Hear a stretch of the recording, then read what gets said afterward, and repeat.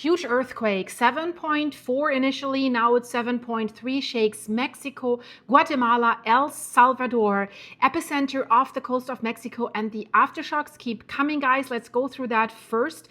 That is 6.0, 5.3, 5.2, 5.1, 5.1, 5.1, 5.1, 5.1, 5.0. So I'll scroll down the list. You see many in the fives, many in the higher fours, and they keep coming. So this is big. So what actually happened and what's the damage?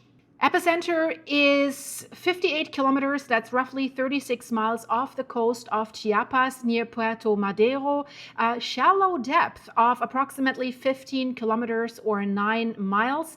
And first aftershock, less than 32 minutes later, we had the magnitude 6.0 aftershock that struck a little bit farther offshore. And tsunami messages were immediately issued because you see the red line there, that's a subduction zone. And we're always worried with earthquakes like this along the Pacific Ring of Fire, they can cause tsunamis. So tsunami warning was issued for Mexico and Guatemala, and buildings were shaking hundreds of kilometers or miles away. People ran onto the streets in Guatemala City. The earthquake was felt across southern Mexico, Guatemala, and El Salvador, and reports of shaking reached as far as Mexico City. But the most revealing information came several hours later. I saw the earthquake this morning, but I decided to wait a little bit because I wanted to have more data for you to report on. First detailed analysis of the earthquake's movement, and that's interesting for us, shows that this was a compressional earthquake. So the plate did not simply, or the plates did not simply slide sideways. One side of the fault was forced upwards over the other. So what does that mean? That means this strong earthquake, magnitude 7.3, was a reverse earthquake, and most likely, in my opinion, a low angle thrust earthquake in the Middle America subduction zone. So subduction zone, that's the ones we need to worry about, especially. Well, of course, we need to worry about strike slip faults like the San Andreas fault, where there is unnerving new information that I'll put in the end screen because the San Andreas fault has moved silently. It has slipped. And what does that mean? It has slipped without producing a large earthquake for us to notice. So does that increase the danger? It's in the end screen. The early reports that we get about this earthquake, thankfully, remain quite a lot better than you would expect of an earthquake this large. 2 people what we're getting in were injured in southern Mexico. One woman in Tapachula reportedly panicked and jumped approximately 4 meters, that is 13 feet from a building, and suffered fractures. And do we blame her? No, we don't, because everyone knows what just happened in Venezuela, how these buildings were collapsing. And there's lots of unreinforced old masonry buildings in Mexico as well. We've seen people jump out of buildings in Turkey only because of a magnitude 5 point something earthquake, because buildings there can collapse. So she was worried. I don't blame her. Another person received minor injuries from broken glass. That's always, if you run out of a high rise with lots of glass, it can hit you. In Guatemala, videos showed like dust rising from several apparent landslides in the mountain department of San Marcos. Schools were closed in San Marcos.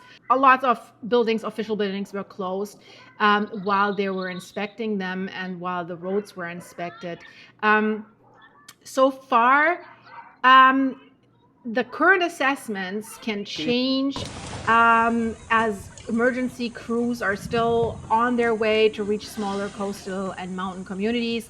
We will receive more reports about potential damages. The offshore location probably, and let's hope so, prevented a much worse disaster. Strongest shaking occurred beneath our culprit, the Pacific Ocean, rather than directly below a densely populated city. But if an earthquake is strong enough, that's even bad. I mean, think about Japan. 2011 Tohoku earthquake was not underneath Japan or a city, was offshore, right?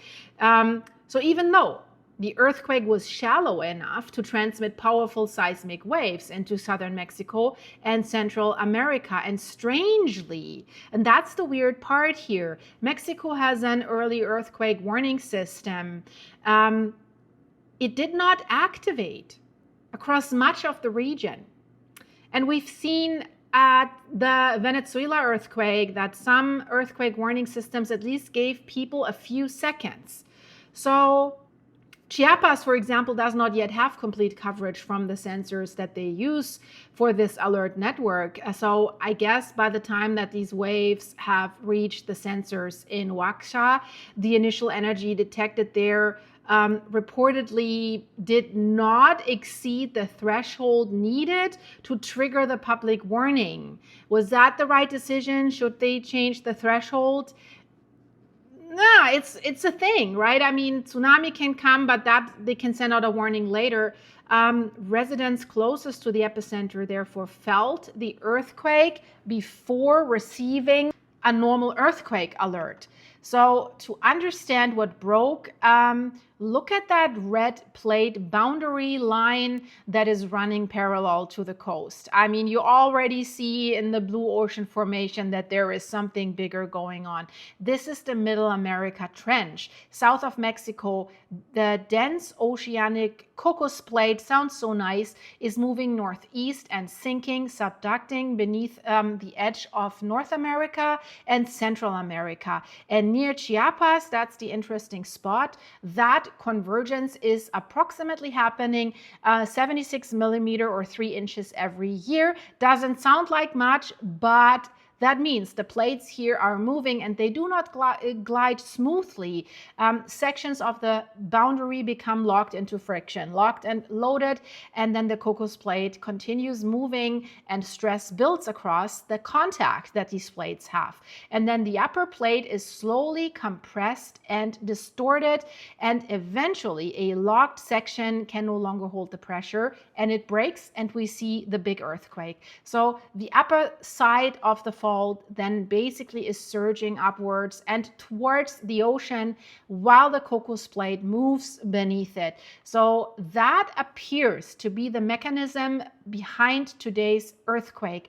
And I want you to have a close look at that beach ball diagram right now. So this circle is not a map of the ocean. I want to make that clear. It's basically a three-dimensional earthquake radiation pattern that is projected on a flat circle. And I'm trying to explain this a little bit more detailed because some of you have asked me in the recent videos, well, can you explain what are we looking at here with this beach ball? So you see that light blue shaded region. So it shows directions in which the first arriving P waves of the earthquake produced compression. If we look at the white region, that shows directions where the initial motion was dilatational, essentially pulling away from the source. So the boundary between blue and white forms these two curved lines. Those lines represent the two possible fault planes that are calculated from the seismic waves. So this beach ball alone cannot tell us which one physically ruptured. One represents the true fault, the other is the mathematically equivalent auxiliary plane. Aftershock locations, known plate geometry, and later rupture modeling are definitely needed to choose between them.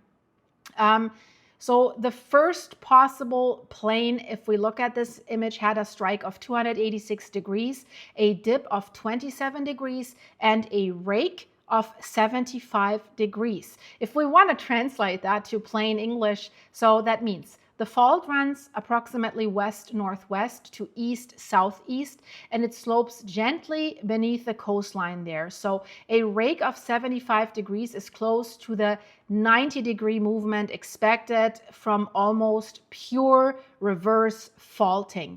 So because that plane dips only 27 degrees, it would technically be called a thrust fault, a low angle reverse fault. So the second possible plane dips much more steeply at 64 degrees. That is likely the auxiliary plane here.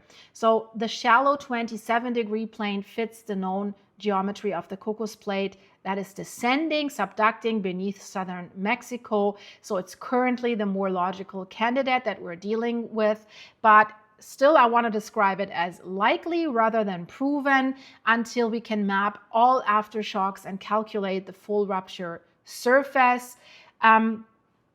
The principal axis reinforced that interpretation, though the p-axis, the main direction of compression, is almost horizontal. The t-axis is steep, plunging approximately 70 degrees. So that is absolutely the classic pattern for a thrust earthquake. Basically this horizontal compression that is combined with this vertical movement. And the letter T that is printed inside that blue region that you see there does not mean that blue represents tension. The P and the T symbols, they show the orientation of the principal axis. So the blue and white areas show P wave polarity. Those are two different layers of information. So USGS solution also says 100% double couple. What does that mean? That means the seismic source is modeled as ordinary shear movement across a fault line. So it does not resemble an explosion, underground collapse, or unusual like a volcanic pressure event. This is what it tells us. It tells us this was a tectonic fault slip. So the thrust mechanism also explains why a tsunami warning was issued, right? A shallow offshore thrust earthquake can vertically lift or lower a broad section of the ocean floor, of the seabed. And that is the dangerous thing. When the sea floor moves vertically, it can displace a lot of water above it, and then it can launch these tsunami waves. So initial estimates that we have here suggested possible waves of between like 30 centimeters and 1 meter, that is 1 to 3 feet above normal tide levels along parts of Mexico and Guatemala. Mexico's Navy later said the expected change would probably remain below 0.5 meter, but advised people to stay away from the beaches while the monitoring continued. Of course, right now, the tsunami alert has been canceled. Instruments and coastal observations did not show changes that would have been large enough to represent a significant threat. So that's a good thing. No tsunami, by the way, was initially also expected for like California, Oregon, Washington, Alaska, or Canada. And guys, I want to say, if we're dealing with a thrust earthquake, that does not automatically produce a destructive tsunami, as we've just seen today. The magnitude is only one factor that contributes to that tsunami creation. The outcome very much depends also on how much the fault slipped. How much did it slip? The size of the rupture area, was it a long stretch or smaller, and also whether the movement was able to reach close to the seafloor, and how much of the actual movement was actually vertical. The vertical, I said, it's the most important. So today's earthquake had definitely the correct mechanism to generate a tsunami, but thankfully the actual ocean displacement was apparently too limited to produce a dangerous wave. So that at least is good. The aftershock sequence, on the contrary, is intense. We have to say that. We have so many aftershocks in the higher magnitudes between 4.9 and 6.0. We were reaching more than 100 aftershocks, including several earthquakes. I show you above magnitude 5. And that, I want to point that out, that first magnitude 6.0 aftershocks alone would have been capable of producing strong additional shaking near the coast. And aftershocks are expected to continue because the earthquake definitely has changed stress in the surrounding areas of that section that has ruptured right now. So yes, parts of the fault were relieved from the 7.3, but neighboring sections have probably received additional stress because of that, right? So now the crust must adjust to that new arrangement. So that does not mean that we have automatically a larger earthquake coming. Most aftershocks are smaller than the main shock, and their frequency normally decreases with time. I mean, we have seen the 7.2 in Venezuela, and 39 seconds later, an even bigger one, 7.5. I don't expect this to happen here. But another strong aftershock remains possible, and already weakened slopes or buildings can be more vulnerable if we have the next major shake. So there's one crucial difference that I want to point out to you that came to my mind right away between today's earthquake and maybe you remember the devastating 2017 magnitude 8.2 Chiapas earthquake, because they already had one. 2017 event was an intermediate depth normal fault earthquake inside the descending Cocos plate. So the slab was bending and breaking internally. Today's earthquake was a lot more shallow, and it moved basically in the opposite sense, compression and reverse faulting. So its depth and mechanism are more consistent with movement on or very close to the actual contact between the plates, not intraplate.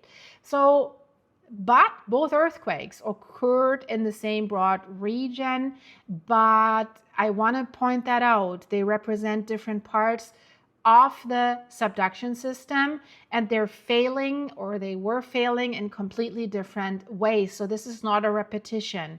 The next decisive evidence will definitely come from the aftershocks. And if they form a shallow plane that is dipping gently beneath the coast, for example, that will support this rupture of the plate interface. But if they line up along the steeper plane, we might instead be looking at a separate reverse fault cutting through one of the plates. So GPS stations and tide gogs may also reveal whether parts of the coastline are permanently lifted through that, or maybe lowered, or maybe they have shifted sideways. We have seen that Venezuela has shifted quite significantly. I made a video about this. Kamchatka has shifted after the megathrust earthquake last year. So, but what we already see, that moment tensor, that beach ball, it has a message that it gives us, and it's a very serious message.